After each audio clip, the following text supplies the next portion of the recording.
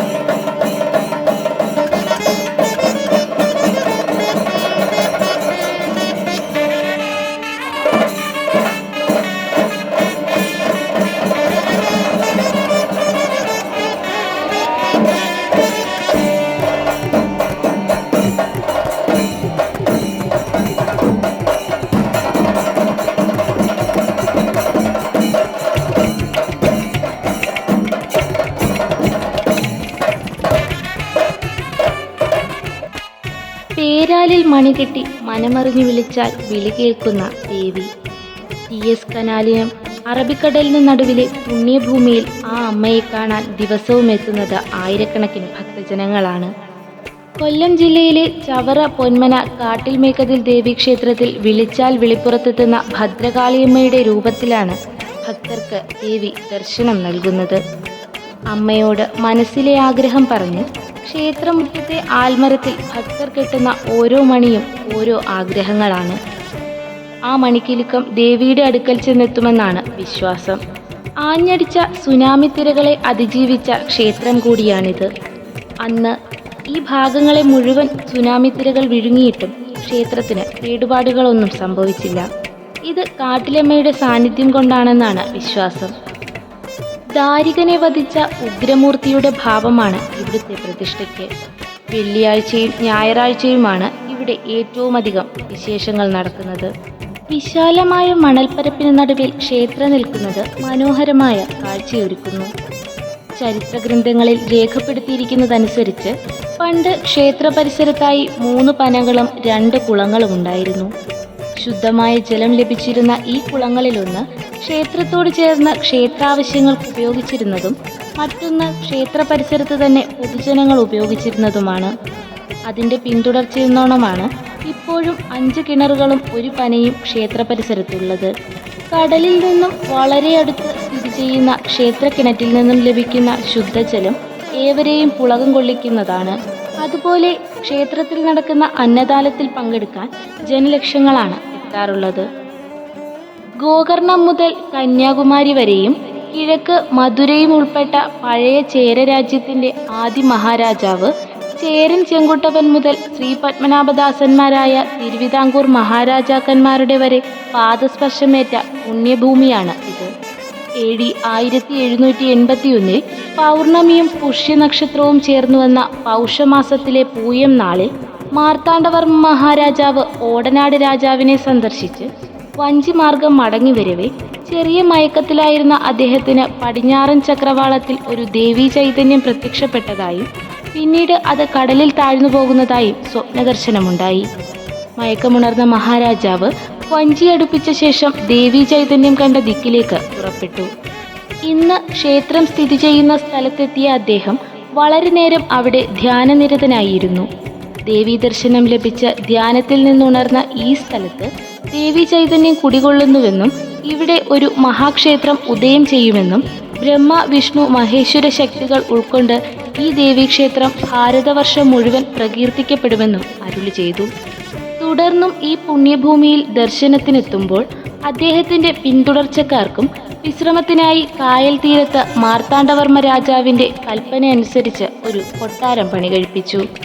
പിന്നീട് ഈ സ്ഥലം കൊട്ടാരക്കടവ് എന്ന നാമധേയത്തിൽ അറിയപ്പെട്ടു തുടങ്ങി. വർഷങ്ങൾക്ക് മുൻപ് പൊന്മനയുടെ വടക്കുഭാഗത്തായി ഒരു എട്ടുകെട്ടുണ്ടായിരുന്നു. ആ വീട്ടുകാർ നല്ല വ്യക്തിത്വത്തിന് ഉടമകളും പൊന്മന നിവാസികളുടെ സ്നേഹാദരങ്ങൾ പിടിച്ചുപറ്റിയ ജനസമ്മതരുമായിരുന്നു.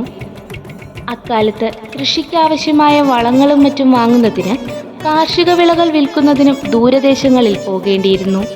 ഇന്ന് TS കനാൽ എന്നറിയപ്പെടുന്ന കായലായിരുന്നു അന്ന് പൊന്മന നിവാസികളുടെ പ്രധാന ഗതാഗത മാർഗം.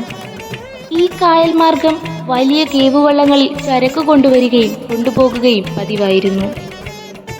ഒരു ദിവസം ആ എട്ടുകെട്ടിലെ കാരണവർ തൻ്റെ സഹായികളുമായി കൃഷിക്കാവശ്യമായ വളം വാങ്ങുന്നതിനും മറ്റുമായി ആലപ്പുഴയിലേക്ക് യാത്ര തിരിച്ചു.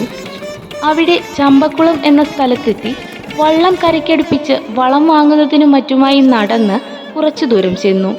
അപ്പോൾ 7-8 വയസ്സ് പ്രായം തോന്നിക്കുന്ന പ്രഭാമയിയായ ഒരു ബാലിക നിന്ന് കരയുന്നത് കാണുവാനിടയായി. അവർ ബാലികയെ ആശ്വസിപ്പിച്ചതിന് ശേഷം വളം വാങ്ങുന്നതിനായി കടന്നു പോകുകയും ചെയ്തു. എങ്കിലും കാരണവർക്ക് മുൻജന്മ ബന്ധം പോലെ വേർപിരിയാനാകാത്ത ഒരു മാനസിക അടുപ്പം കുട്ടിയോട് തോന്നി. മടങ്ങി വരുമ്പോഴും ബാലിക അവിടെ നിന്ന് തന്നെ കരയുകയായിരുന്നു. പ്രഭാമയിയായ ബാലികയുടെ നിഷ്കളങ്ക ഭാവം കാരണവരെ എല്ലാം മറന്ന് വല്ലാതെ ആകർഷിച്ചു. കാരണവരുടെ കൂടെ പോകാൻ തികഞ്ഞ താല്പര്യം കാണിച്ച ബാലികയെ കൂട്ടിക്കൊണ്ടുപോകാൻ കാരണവരും തീരുമാനിച്ചു. അങ്ങനെ കുട്ടിയെയും കൂട്ടി ചമ്പക്കുളത്തു നിന്നും യാത്ര തിരിച്ച കാരണവർ കന്നിട്ടക്കടവിലെത്തിയപ്പോൾ സന്ധ്യാസമയമായിരുന്നു. അദ്ദേഹം ചമ്പക്കുളത്തു നിന്നും ഒരു ബാലികയെ കൊണ്ടുവന്ന വിവരം കാട്ടുതീ പോലെ പൊന്മനയിൽ പടർന്നു പിടിച്ചു.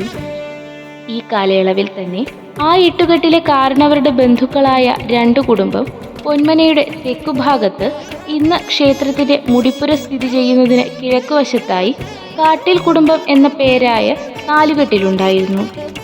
ചമ്പക്കുളത്തു നിന്നും കൊണ്ടുവന്ന ബാലിക പൊന്മനയുടെ വടക്കുഭാഗത്തുള്ള എട്ടുകെട്ടിലെ സകല സൗഭാഗ്യങ്ങളോടും കൂടി വളർന്നു.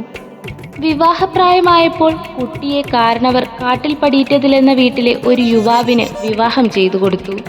അങ്ങനെ അവർ സന്തോഷപൂർണമായ ഒരു ദാമ്പത്യ ജീവിതം നയിച്ചു. കാലങ്ങൾ കടന്നുപോയി. ഇതിനിടെ ഒരിക്കൽ ജ്ഞാനികളായ ചില ദൈവജ്ഞർ ഈ കുടുംബത്തിലെത്തുകയുണ്ടായി. വിശാലമായ കടൽപ്പുറവും മനോഹരമായ ഗ്രാമവും ദേവിക്ക് ഇഷ്ടപ്പെട്ടുവെന്നും അവർ ജനങ്ങളെ ബോധ്യപ്പെടുത്തി.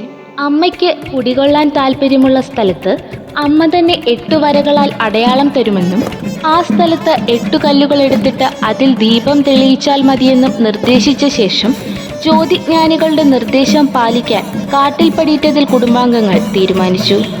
കുറെ കാലം കഴിഞ്ഞപ്പോൾ കുടുംബക്കാർ ഒത്തുചേർന്ന് ദേവിക്ക് ശ്രീകോവിൽ നിർമ്മിച്ചു. ചെങ്ങന്നൂരിൽ നിന്ന് കൊണ്ടുവന്ന ദേവീ വിഗ്രഹം ശ്രീകോവിലിൽ പ്രതിഷ്ഠിച്ചു. ആയുസ്സും ആരോഗ്യവും സമ്പൽ സമൃദ്ധിയും ആഗ്രഹിക്കുന്ന ആയിരങ്ങൾക്ക് അഭയമരുളുന്ന പുണ്യസ്ഥാനമാണ് ഇപ്പോൾ കാട്ടിൽമേക്കതിൽ ദേവീക്ഷേത്രം. കാട്ടിൽമേക്കതിൽ ദേവീക്ഷേത്രത്തിൽ നിന്നും ക്യാമറാമാൻ ശ്യാം കഠിനകുണത്തിനൊപ്പം ആരതി, പോസ്റ്റോ ന്യൂസ്.